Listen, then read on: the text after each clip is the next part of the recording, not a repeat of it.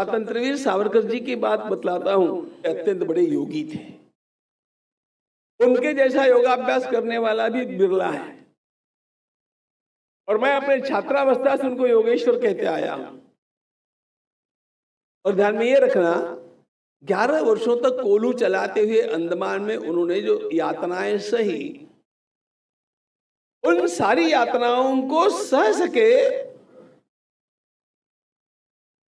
इसका कारण क्या था पता है?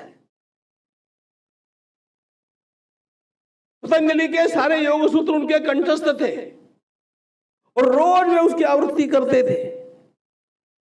योग वासिष्ठ को उन्होंने पूरा पढ़ा हुआ था। उस समय से लेकर के अंत तक रोज कम से कम 1 घंटा ध्यान किए बिना वे कभी भोजन नहीं किए। ध्यान रखना, ये बात मैं क्यों बतला रहा हूं? इसीलिए उस क्रांतदर्शी महात्मा ने उस समय लिख करके रखा कि यदि संसार में भारत का सच्चा मित्र कोई हो सकता है तो वो केवल इजराइल हो सकता है और कोई नहीं हो सकता है। इजराइल।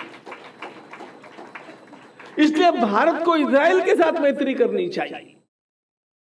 60 वर्ष पहले की उनकी ये भाषा है। आज क्या हो रहा है?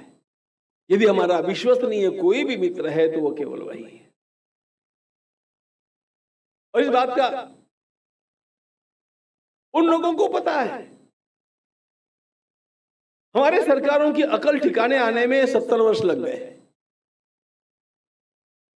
70 वर्षों तक इस देश की सरकारों ने इजराइल का विरोधी करना अपना धर्म समझा।